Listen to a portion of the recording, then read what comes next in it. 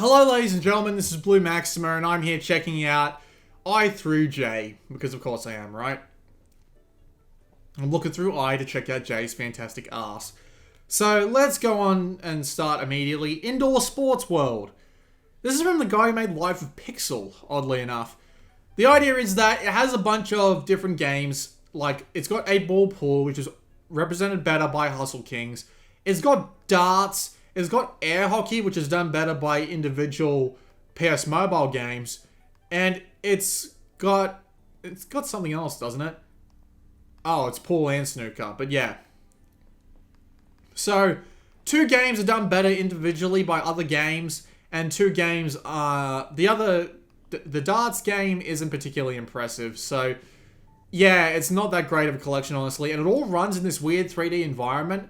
It looks great when you look at it through these screenshots for the most part, but it runs terribly. It doesn't run at a very good frame rate at all, so it's not pleasant. Injustice: Gods Among Us. It's a fighting game from the people who made Mortal Kombat, the remakes. And you have a bunch of different DC Universe characters that all fight each other, and you've got a bunch of modes like story mode and Star Labs missions for all the different characters and stuff like that. And you've got... It is a fairly fun fighting game. They've all got their own different sets of moves and all that. And there's this amazing set of like super moves that you can do with the L and R buttons that, like, Superman takes his enemy into the atmosphere and then slams them back down again, which is kind of great. But the game itself doesn't run particularly well. I never ran into this problem while I was playing it, but apparently a lot of people claimed that the game has some pretty major performance issues. So that's a little bit disappointing.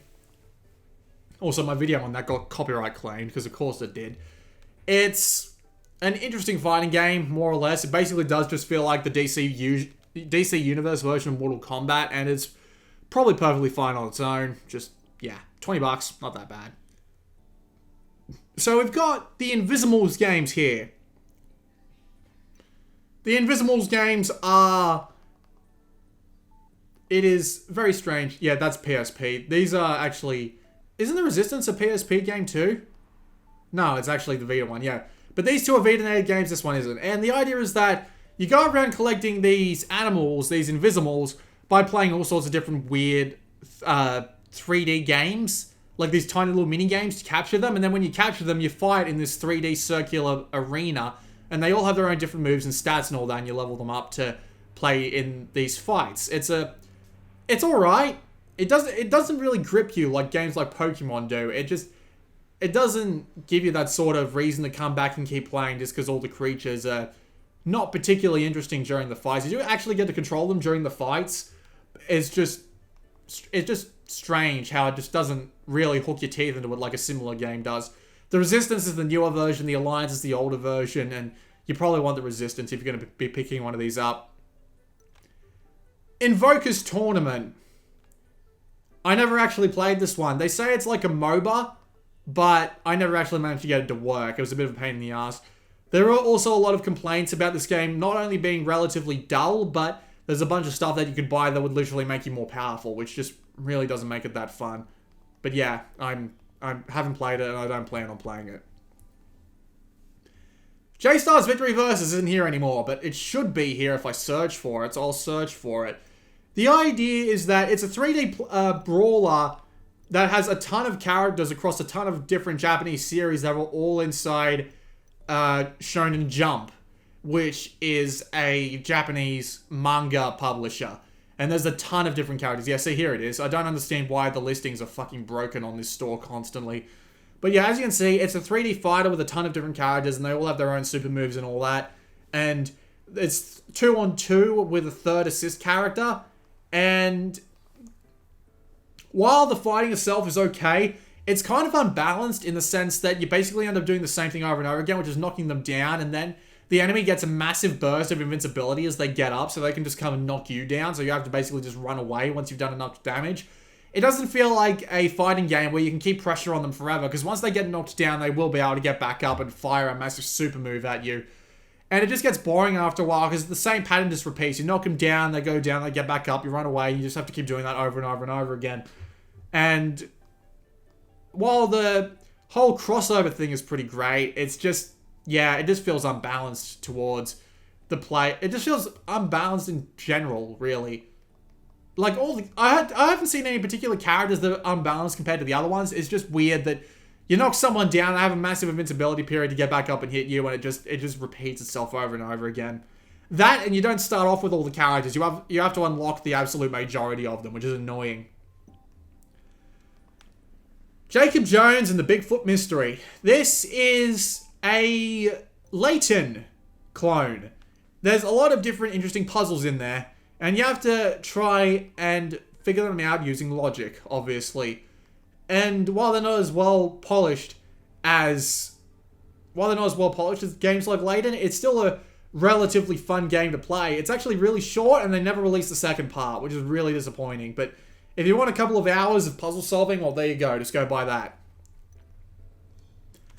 Jak Daxter Collection is shit. Jak and Daxter 1 works okay, more or less. Jak 2 and Jak 3 run terribly all the time. They're almost unplayable in their current state. Jak 3 took me ages to get past a hoverbike race just because the controls were so unresponsive from the game being such a low frame rate. It's infuriating how badly that port came out. I want a better port of that game, guys. Come on. Really not worth buying. Car Stunts. It's a old game from way back when the iPod Touches originally came out. It's a three-dimensional time trial racer where you have to go through all these tracks as fast as you can, and then use your jet engine to go through all the different stunts and stuff. This guy's going to crash because he's going to completely miss the jump, which is kind of great. Back when it was on iPod Touch for like 99 cents, it was fine. Now that we're here several years later for $8, not really worth it. Maybe if it came out the same time as the Vita did for like $5, it would have been worth picking up, but it's not really worth it anymore. Jet Set Radio. It's a port of the original Dreamcast game, and I didn't get along with it very well. I guess I expected a bit much from the music, because when anyone ever talks about this game, they say the soundtrack is the best thing about it, and I didn't like the soundtrack at all. And the gameplay, it's indicative of its age. They say that you want to try and like grind everything, but you feel like you have to be really precise in order to do things like grind and do tricks properly, and you do have to go and collect a lot of paint cans to spruce the place up and everything, and it's a little strange. I mean, I'm not outright saying you shouldn't play it. The reason why I never uploaded this game, a video of this game, because I was bloody whiny about it, but yeah, maybe I'll give it another shot later on, but I wasn't that big of a fan of it when I played it here. It does look great though. Jetpack Joyride. Jetpack Joyride is actually pretty good. It's a single tap game where you tap the screen to keep your guy propelled and in the air. And there's a free version as well that you can go buy, and I would actually recommend you try out the free version, except it's not listed here, because of course it fucking isn't.